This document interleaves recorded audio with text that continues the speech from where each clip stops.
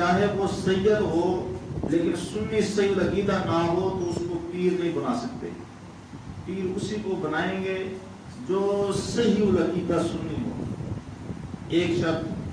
دوسری شرط بیان فرمایا کہ پیر اس کو بناؤ جو اتنا علم رکھتا ہو کہ ضرورت کے مسائل کتابوں سے نکال سکے، یعنی عالم ہو.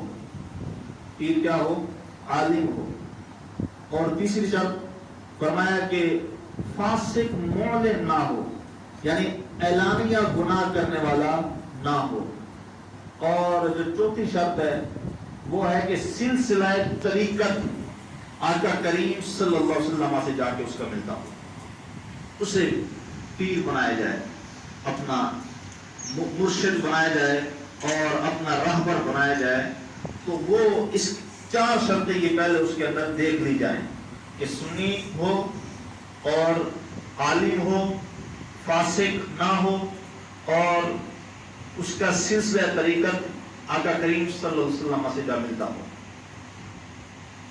وہ ہوتا ہے اللہ کا ولی.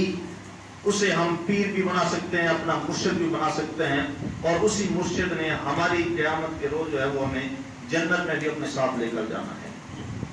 تو محترم سامعین، آج ہم اللہ کے ولیوں کا ذکر خیر کرتے ہیں. آقا کریم صلی اللہ علیہ وسلم کی حدیث پاک ہے.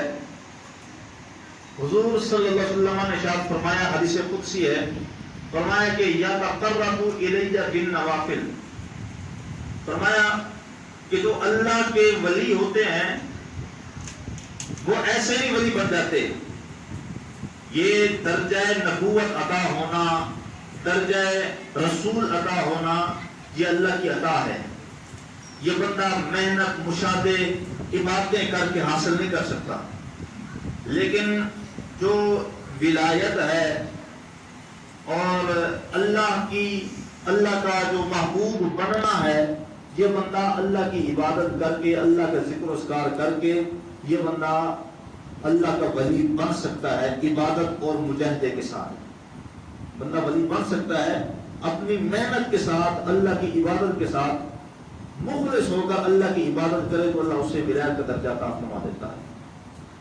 اور حضور صلی اللہ علیہ وسلم نے فرمایا کہ نوافل کے ذریعے اللہ کا ولی اللہ کا قرب حاصل کرتا ہے. کیسے؟ ہم فرائض ادا کرتے ہیں، نماز فرض ہے ہم پر. جیسے ہی ہم نے نماز پڑھی ہمارا فرض ادا ہو گیا، ہم سے وہ فرض جو تھا وہ چیز ہماری ادا ہو گئی. اب جو اوپر نوافل ہیں، وہ نوافل، ان نوافل سے ہم نے اللہ کا قرب حاصل کرنا ہے. اب نوافل ہم دن کو بھی پڑھ سکتے ہیں، نوافل رات کو بھی پڑھ سکتے ہیں. تو دن کو پڑھنے کا بھی ثواب ہے، رات کو بھی پڑھنے کا ثواب ہے. لیکن علماء فرماتے ہیں کہ دن کو نوافل پڑھنے کی بجائے رات کو نوافل پڑھنے کا زیادہ ثواب ملتا ہے. وہ کس طرح؟ وجہ کیا ہے اس کی؟ ایک اس کی وجہ یہ ہے کہ دن کے اندر جب بندہ معاملات میں پڑا ہوتا ہے، کاروبار میں پڑا ہوتا ہے، گھر بار ادھر ادھر کی سن رہا ہوتا ہے، کچھ معاملات ہوتے ہیں تو وہ ذہن میں ہوتے ہیں. اگر وہ نوافل ادا کرے گا تو ذہن کے اندر وہ خیالات آئیں گے، کبھی ذہن اس طرف جائے گا، کبھی ذہن اس طرف جائے گا. تو خالق کی طرف، اللہ کی طرف اس کا ذہن نوافل میں جائے گا ہی نہیں، تو پھر وہ قرب بھی حاصل نہیں کر سکے گا. اس لیے فرمایا رات کو پڑھو. رات کو کیوں پڑھو؟ کہ رات کو پڑھنے کا ثواب اس لیے زیادہ ہے کہ جب بندہ اپنے دن کے سارے معاملات سے جان چھوڑ کر اور ساری مخلوق کس وقت سوئی ہوتی ہے، مخلوق سے تعلق وہ توڑ کر آ کر رب کی بارگاہ میں کھڑا ہو کر جب نوافل ادا کرتا ہے تو پھر اپنا ذہن بھی، اپنا دماغ بھی، اپنا دل بھی رب تعالیٰ کی بارگاہ میں وہیں پر حاضر ناظر رکھ کر نوافل ادا کرتا ہے. تب جا کر اس کو قرب ملتا ہے اللہ کا.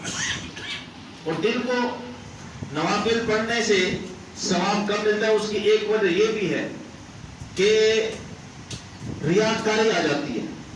ریاکاری وہ کس طرح؟